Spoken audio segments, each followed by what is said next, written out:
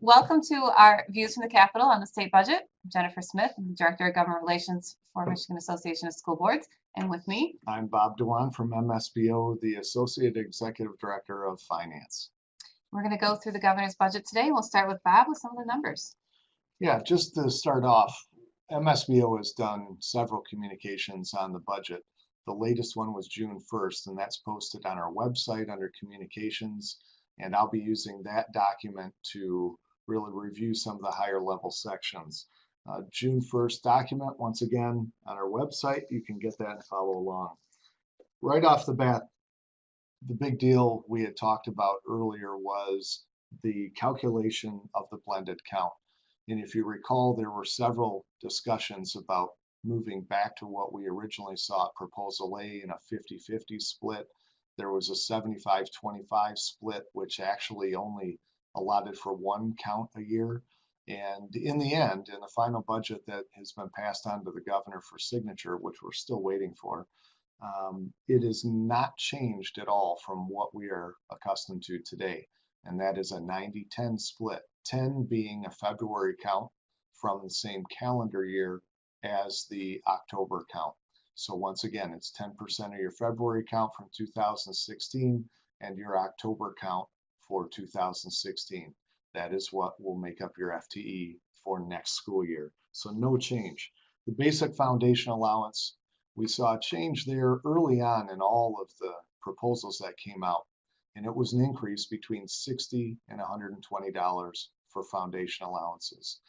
Even the districts that normally would not receive those funds, which are out of formula and or hold harmless, will receive some of that funding through the 20M. The old 20J that we were familiar with has now been moved to 20M.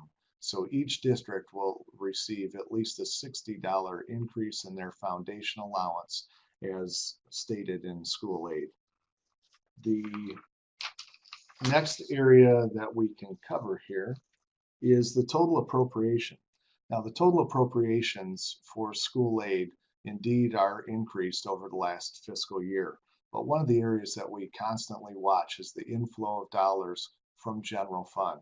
And the purpose of that is really for looking at Proposal A and the promises that were made when that first was instituted. It was about 665 million. Throughout the years, we've seen that number fluctuate down to a low of 18 million 4 or 5 years ago. Now we're back up in this budget that's been given to the governor at about 218 to 219 million dollars. So the general fund will participate. That's going to fill some funds from some of the taxes that won't be collected the coming year, and that's a good thing. But what it tells me is this: the current law is $55 million is coming across from general fund. 220 million is significantly higher than that, which means that a lot of what we're seeing in this budget is really being funded through the transfer from general fund, meaning that's a fund source that, at least in the opinion of the Consensus Revenue Estimating Conference, is a one-year transfer. So what that means is next year, the growth of our fund, the normal growth, would have to make up for funds that would no longer be coming across from general fund. So we always watch that and make sure we understand that and report that to you. Section 18 for your business managers is something near and dear to our hearts because it deals with transparency reporting and some of the reporting requirements that we need to follow now by November 1st to the Department of Ed. What's happened in the past is as the upload of our financial information goes to the department, they also receive our audited financial statements. The Department of Ed will take a look at both of those and see if there are any reconciling differences between the two. If there are, then there's questions back to the district. Unfortunately, in recent years, those reconciling differences have either been larger or more districts showing that there's a difference between their financial information database upload and their audited financials. As a result of that, the legislature has now instituted that if the FID, which is that upload of financial information, if that does not match the audited financial statements, state aid will be withheld until that's reconciled. So if you're one of those districts that through some of the writing of the financial statements would typically have a difference. Certainly work with your audit firms this year and be sure that your upload and that financial document that goes to the department are one and the same. Moving after count day. We've talked a lot about this in the last couple of years, and this is where the funds were following the student. And as a result of that method of thought 2 years ago, we received a section called 25E, and that was something that was an adjustment that was made at the state aid level for students that transferred between districts between the count days of October and February or early spring. So what happened in that case, if a student transferred, the funds that were given to the district that held the student now will be transferred to the receiving district. And so we've dealt with that for the last couple of years. Administratively, more work for the school districts and ISDs. And at the end, I think when the study was done, the number of dollars transferring was minimal. So in this budget that's been passed on to the governor, that has been repealed for local school districts. However, strict discipline academies, they are familiar with the report. They've had to do this over the past several years. They maintain the need to do that. But local K-12s, that will be something that they are relieved of under this budget. ISD General Operations Section 81. Section 81 is simply, in short terms, operating funds for the ISD. Back in Proposal A, they really combined several different fund sources to make Section 81. However, over the years, I think we've referred to it more as the ISD's foundation. In this budget, the current funding will maintain for the following fiscal year. There'll be no increase. I know in the governor's budget, at least, there was an increase that was proposed, but in the final, that allocation remains the same. MIPSers is always a big issue. If you recall, over the last couple of years, with the change in the legislation and the law pertaining to MIPSers, the district is capped now at a 20.96% rate for the unfunded liability on the MIPSers program. In order to cap that rate for the districts, the bill is still around 37% of payroll. So dollars come directly off the top, excuse me, of school aid to pay the difference between what's owed and what the district is capped. So this year, there will be an increase of those funds, and in total, it'll nearly be $1 billion used off the top of school aid to pay down the unfunded liability of the retirement system. Good, bad, or indifferent, it takes those dollars out of really the other appropriations for foundation or otherwise, and good thing, bad thing, the rate cap is in place. Another allocation for MIPSers is 147A. That's $100 million statewide that is divided up by all the districts that participate in the MIPSers program. That at the local level actually buys down the rate or the effective rate the district pays for its employees. A good thing, it is still in the budget for the coming fiscal year, so there should be very minimal change at the district level. On top of all this, the MIPSers rates themselves have lowered from the current fiscal year to next. So October 1 of 16, you'll actually see the rates for retirement that will be paid by the district go down slightly. Now, it's not a huge decrease, but the fact of the matter is, if this is a trend that is showing that we will have a lowered obligation for MIPSers, that's a good thing. So from a MIPSers perspective, we're taking more off the top to pay it down. That's a good thing. 147A, the 100 million, is still in the budget, and the overall rate itself has been lowered slightly. So those are good things on the MIPSer side. Last thing I want to talk about is another area of the budget that we watch consistently, and that is the dollars that are used to fund community colleges and universities. And in the past 4 years, we've seen a significant amount of funds being used to fund both of those areas, which in the old days, I think we thought the school aid fund was simply a K-12 ISD fund. In recent years, we've used $250 million really each nearly $500 million in total. The coming year, we'll have $260 million for community colleges and 240 nearly for the universities. Those are allocations that go directly to those institutions from school aid. Now, to put that into K-12 dollars, what does that mean?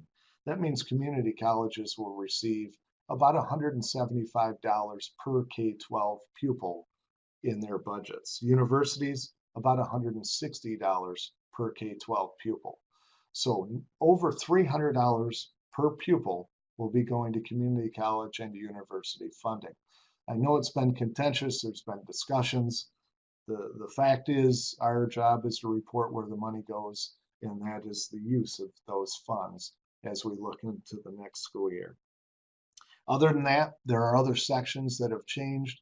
There are more specific ones, possibly for your district, than we've covered. I know that Jen will cover a few more for you, but at this point, I would suggest that you go to the MSBO website, take a look at our communications. June 1st is the document that I'm referring to here.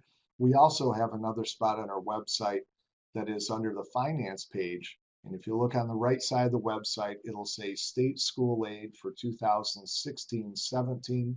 Those are all the documents that we've received from the various agencies on the budget. I'd suggest you go there. There is a district by district impact, and we constantly update that as we find new things that you may be interested in. If you have questions for me on the school aid fund, you can certainly get a hold of me at MSBO. The email address for me, rdewan, D-W-A-N, @msbo.org. Jen? I'm going to go over some of the other sections, more boilerplate language than the actual dollars or money that's flowing somewhere other than to your district. And the first spot is the school reform office, which is in section 21. This included from the governor $1 million to be used to pay for CEOs to go into districts to turn them around. That $1 million was taken out. There's still a $5 million appropriation there, though, to go to districts where buildings are taken out to be run by the SRO. The $5 million would help supplement the funding for either the SRO or the district, and it's whoever does not maintain the high school. So if the SRO comes into your district and takes over your high school, you would receive extra funding from the state. If the SRO takes over other buildings in your district, they receive additional funding. Under consolidation grants, which I know for many of our board members has been a big talk over the years, we pushed for this to be included. It was not included originally in the governor's budget, or it was not included in one of the versions, I'm sorry, but it was included at $5 million to be the same as last year. This has been dropped down to $500,000, and it will only include dissolution and annexation or consolidation of a district. It will not include consolidation of services, which is what we've seen a lot of the money go for in the past. So despite our efforts to get that included, it was not included in this budget. And not only that, but there's only $500,000 there. There is $2.5 million under the same section, but is very specifically designed for a district that has passed an annexation vote in the last year. So that $2.5 million is to go for Marshall and Albion for them to complete their annexation, so that Marshall will then completely take over the Albion School District. In the at-risk money, if you are a hold harmless district, you generally have not been able to get access to that money. That changes this year.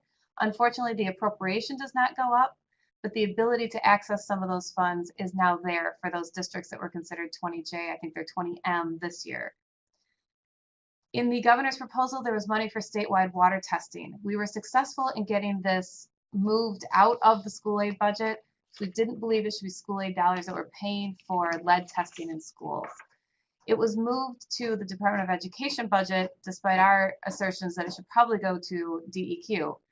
It will still be general fund money. It's $4.5 million, and this is supposed to reimburse schools for up to $1,000 per building for the cost of lead testing.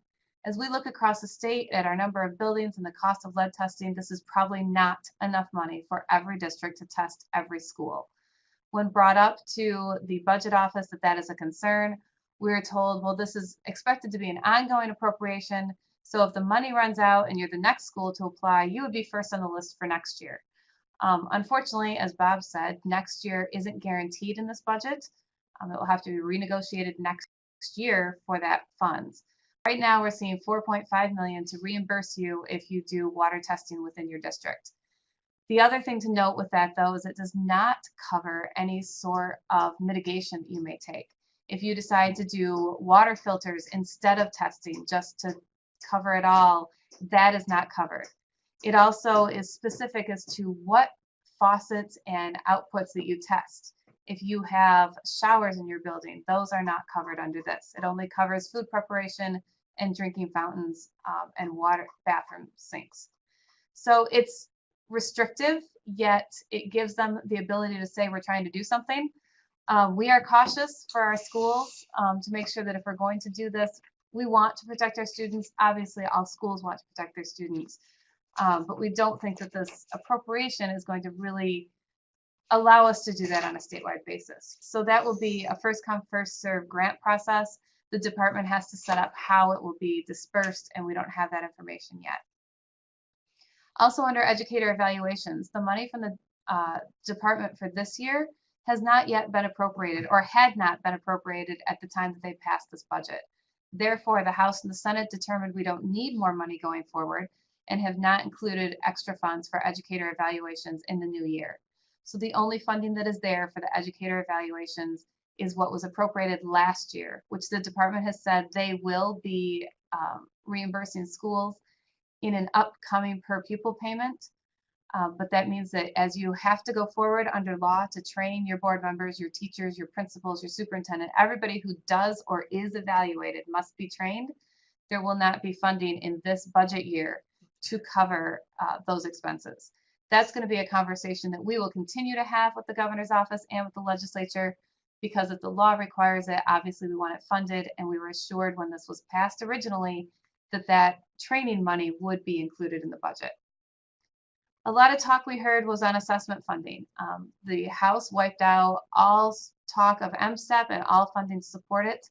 The budget you see before the governor now does include a reduced amount for statewide assessments and maintains support for the MSTEP for another year. However, it also directs the department to look into another assessment, which the state superintendent has said that he will do. We were happy to see the money come back in now, because if you remember, we got MSTEP because the department was given 3 months to write a test, and we didn't want to see that happen again. So MSTEP will continue while the department looks into those other options that are more computer adaptive and better at figuring out student growth. Finally, you have seen numerous emails from MASB, from MASA, and from many other sources on the non-public school mandate reimbursement. So the Department of Education has put out a report saying what non-public schools have to follow, what mandates do they have to follow. And they are mostly the health and safety mandates. They have to do fire alarms, they have to have proper food. And so they have tried in past years, the legislature has tried in past years to add money to reimburse private schools for having to follow state mandates. This year we saw it get a lot of traction. There was $1 million coming out of the House, $5 million coming out of the Senate. Many legislators argued that we don't reimburse private businesses for state mandates. Why would we reimburse private schools? And we feel this is just one step to open that door to let private schools in the school aid fund. We're very concerned that this money is unconstitutional. We have requested a veto of this line item from the governor. We have sent out numerous blasts to all of you, asking you to contact your legislators, and now the governor asking for a veto. If you have not done that, or really even if you have, do it again. The budget is now before the governor. He has 10 days to sign it, 10 business days to sign it. And we really would like to see this money go away. It's $2.5 million. It could be put back into per pupil. I believe it's actually general fund, but it's still money that could be freed up and used for our schools and, quite frankly, for our mandates, which, as you all know, we are not fully reimbursed for to begin with. Finally, Detroit Public Schools. In the legislation that finally passed and was just signed by the governor, there is $72 million a year that will go to Detroit to pay down their debt. The reason this is happening is it sounds like a shell game, but it's necessary to make sure that the school aid fund is not harmed. So the old Detroit Public Schools will still exist, and they will continue to collect their 18 mills, which is approximately $72 million a year. that money will strictly go to pay down the debt that is owed by Detroit Public Schools. However, we're opening a new Detroit Community Schools. They will need that $72 million for their per pupil. Without the 18 mills, the school aid fund has to make up that difference to get them to their per pupil amount. So the 72 million that is flowing in from tobacco settlement money into the school aid fund is to fill that hole so that the rest of the districts are not adversely affected by the 72 million that is needed to start up or to pay the per pupil costs for the new district. That is part of the reason we see such a large general fund chunk coming into the school aid fund this year, is for that DPS trust fund, as they're calling it. The other reason we're seeing a large general fund chunk coming in is a fight that the state is having with the feds over whether or not we can tax, I believe it's income tax, or use tax on the Medicaid pieces. The IRS has said that we can no longer collect that tax. The school aid budget receives around $150 million from that tax.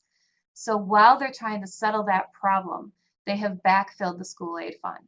For once, I congratulate them on seeing a hole and actually filling it. But that's a one-time deal, and we don't know what's going to happen as we go forward. They are looking at other legislation to fix that problem and to try to boost those numbers back up.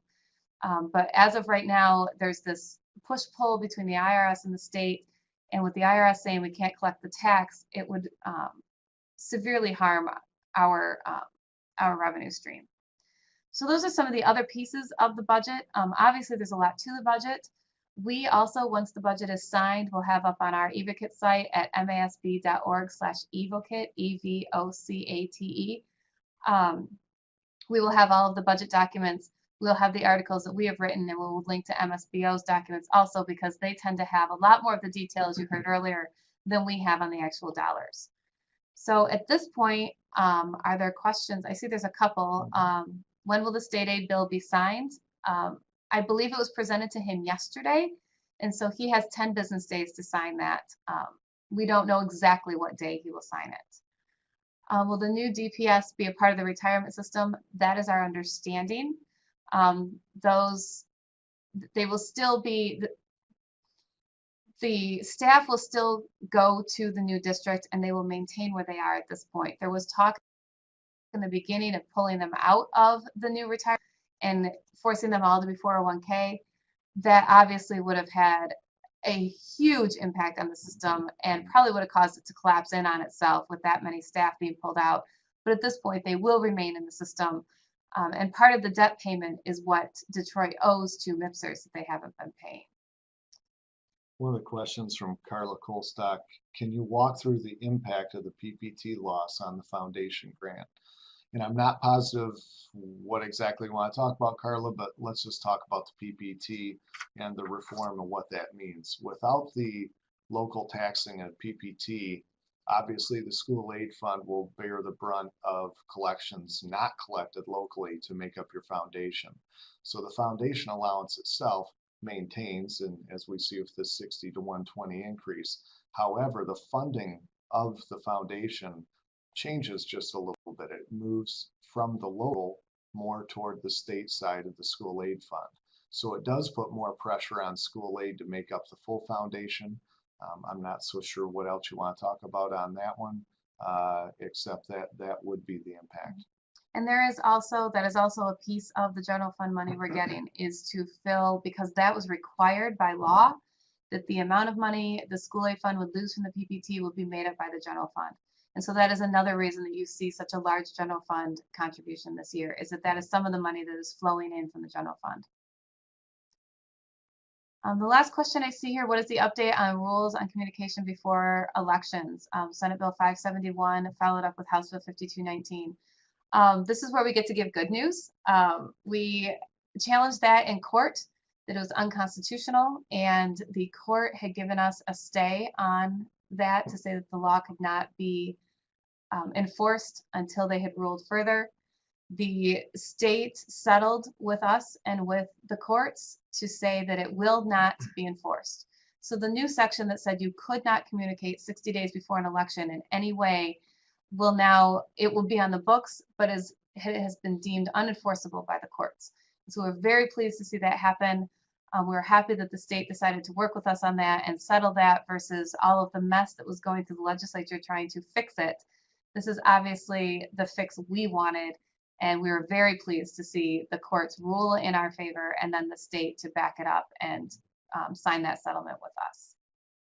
Now, it looks like we have one question that's being typed right now. Let me track back a little bit because Jen and I may have said something differently, and I want to make sure we give you the right information or at least be consistent. Under 31A funds, there was discussion about adding an additional $18 million. I think the House was, that was in their original proposal, and that would have allowed the folks that aren't currently getting that because of hold harmless or out of formula. That was pulled back. So the 18 million was not included, but at-risk dollars did go up by about 3.5 million. And that was a gang prevention program. And I think there was another program, year-round schools. So just to clarify, the House did have it in, it didn't make the final bill. So if you're hold harmless or out of formula, you will still not receive at-risk funds. So I think I thought the boilerplate said that they can receive it, they just did not include the 18 mil to cover it. I can look. I think if they do not levy to bring them out, then they still could. However, I think that was pulled out of the bill. That's why we're going to read and find out. Yep, we're going to double check because things change too much when we do this.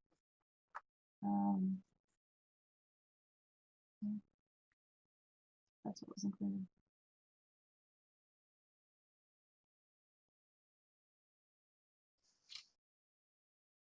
It revised to include the 20J pupil allocation when calculated combined state and local revenues. So in other words, I think there's still an opportunity to participate, but I'm not sure that there was additional funds put in. So I'm not sure of the impact of that. My understanding at this point is that they are still out of the formula, but we can follow up on that as well. I see Jill Fennessy has sent something in a little bit different than the budget, but certainly has ramifications on district finances, is the reimbursement of the 3% to employees. This would be the healthcare contributions in the ORS retirement plan. And boy, that just doesn't go away, does it? Currently, where we stand today is that the old 3%, meaning those contributions from 2010 to September 4th of 2012, those have not been settled at the state level. The appeals court came out within the last couple of weeks and basically said those dollars should not have been taken out of employees' payroll, and it's an unconstitutional deduction. However, the state does have the ability to send or appeal to the Supreme Court. We haven't seen the details of that yet. They have not decided whether they are going to move forward to the Supreme Court or not. So at this point, there really is no information on whether or not that will actually ever go back to employees. We're still monitoring that. We're doing a lot of work behind the scenes with ORS, as well as at the federal level and working with the IRS. So more to come on that, but there is no timeline. The guidance on whether or not that, let's say it was to come back, ORS is going to be taking the lead on that. We'll keep you up to date on that, but no news today on the 3%. And then Pete has asked, the update on 4388 would add technology and security to sinking fund villages. This bill did pass the House overwhelmingly about the second week of June, just before they broke for the summer. It is now before the Senate Appropriations Committee for consideration. We plan on having meetings over the summer with the chairman and with other members of the committee to try and push this forward. We're hopeful that we can actually get this to the governor this year, but we have limited time to do it. So as written, it would be, you could levy 3 mills for up to 10 years for technology or for school security. It would not allow you to take your current sinking fund and expand it to the new uses, but your current sinking fund would still exist. So any new sinking fund that you went for after the date of effective date of the bill you could use for these additional purposes, as well as the purposes you can currently use a sinking fund for.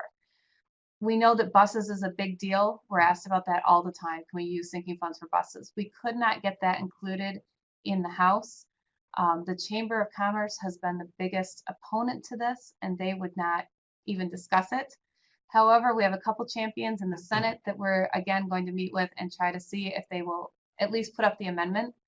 If we can get the amendment, we're hopeful we can get the support, then we'll see what the House does with it. But buses won't go away. And we view this as, even if we can't get buses in now, if we can get technology and security in now, show the business community this is not raising their taxes, this is something that the districts are doing anyway, and just gives them more flexibility, hopefully we can come back and get buses in at a later date.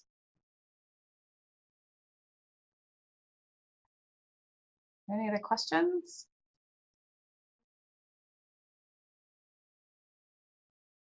All right, well, you guys are an easy group today. We've had a lot more questions in the past. We're going to get done early. That's great. We are. Like I said, we are recording this and we will be posting it on our website. So you can share it with your members who weren't able to be here. We will also be planning a second Views from the Capitol this year, probably just before lame duck. So look for that in late October.